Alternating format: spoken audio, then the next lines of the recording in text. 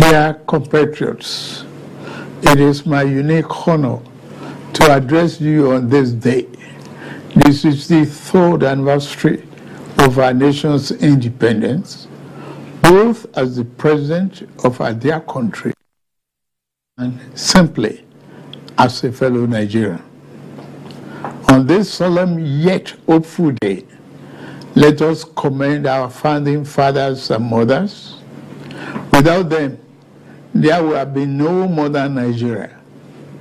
From the fading embers of colonialism, their activism, dedication, and leadership gave life to the belief in Nigeria as a sovereign and independent nation. Let us, moment, affirm that as Nigerians, we are all endowed with the sacred right and individual gifts that God has bestowed on us as a nation and as human beings. No one is greater or lesser than the other. The triumph that Nigeria has achieved shall define us. The travails we have endured shall strengthen us.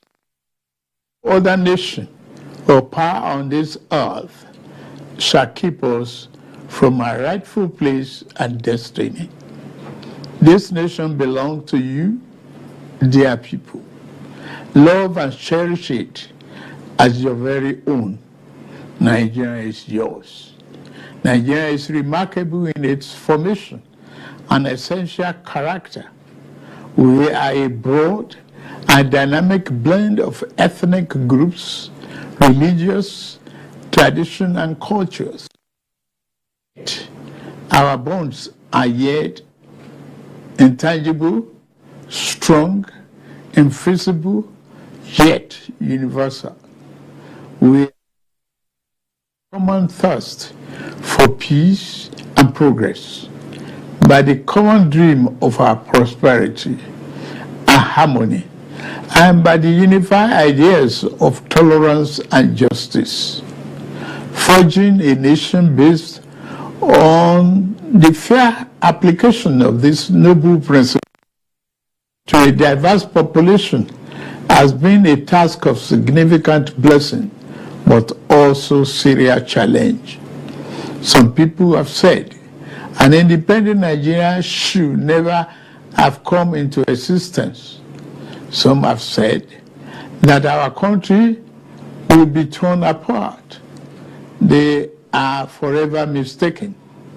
Here, our nation stands, and here we shall remain.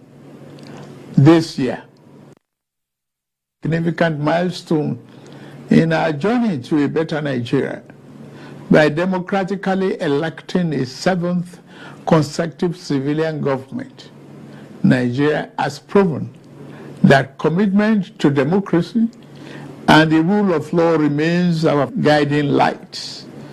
At my inauguration, I made important promises about how I would govern this nation. Among those promises were pledges to reshape the economy and to secure the lives, liberty, and property of the people. I said that bold reforms were necessary to place our nation on the path of prosperity and growth. On that occasion, I announced the end of the fuel subsidy. I am attuned to the hardships that have come. I have a heart that feels our eyes. I wish to explain to you why we must endure this trying moment. Those who sought to perpetuate the fuel subsidy and broken foreign exchange policies are people who will build their family mansion in the middle of a swamp. I am different. I'm not a man to erect our national home on a foundation of mud. To endure, our home constructed on safe and pleasant ground. Reform may be painful, but it is what greatness and the future require. We now carry the cost of reaching a future Nigeria where the abundance and fruit of the nation are fairly shared among all, not hoarded by a select and greedy few. A Nigeria where hunger, poverty, and hardship into the shadows and ever-fading past.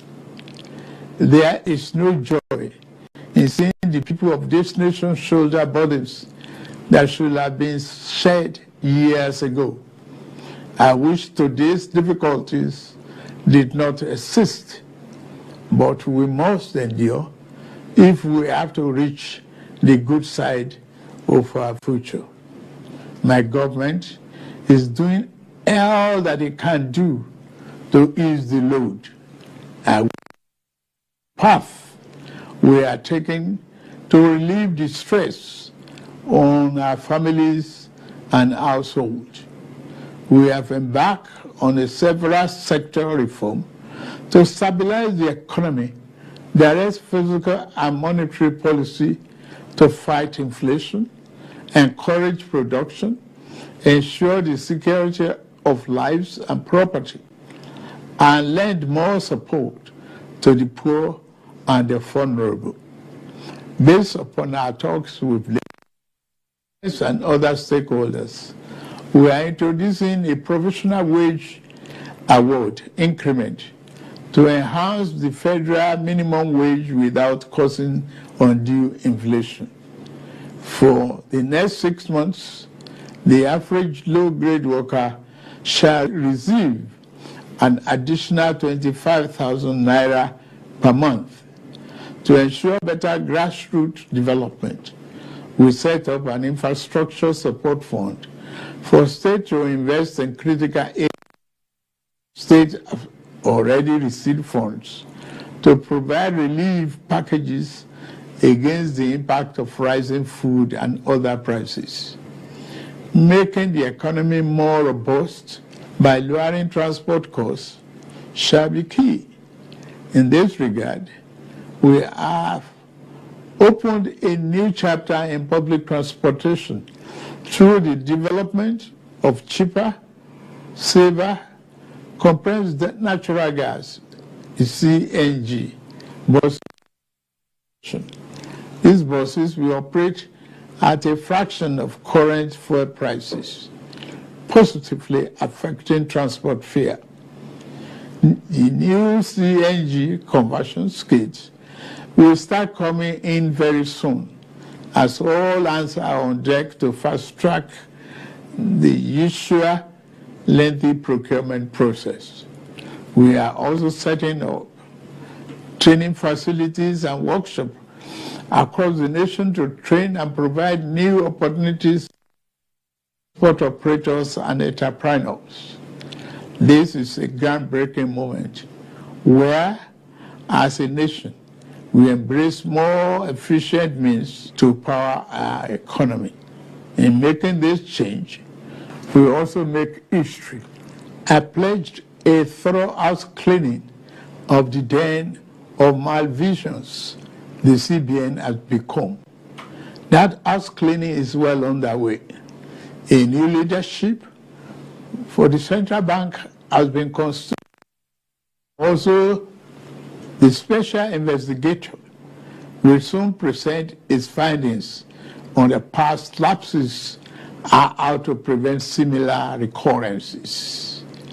Henceforth, monetary policy shall be for the benefit of all and not the exclusive province of the powerful and wealthy. Wise tax policy is essential for the economic fairness and development. I have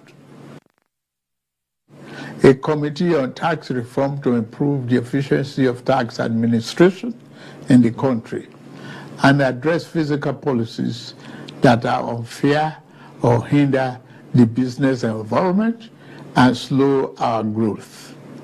To boost employment and urban incomes, we are providing investment funding for enterprises with greater potential.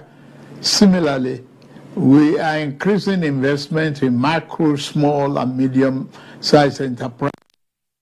Commencing this month, the social safety net is being extended through the expansion of the cash transfer programs to an additional 15 million vulnerable households.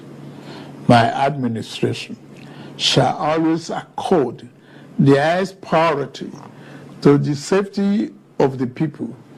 Inter-service collaboration and intelligence sharing have been enhanced.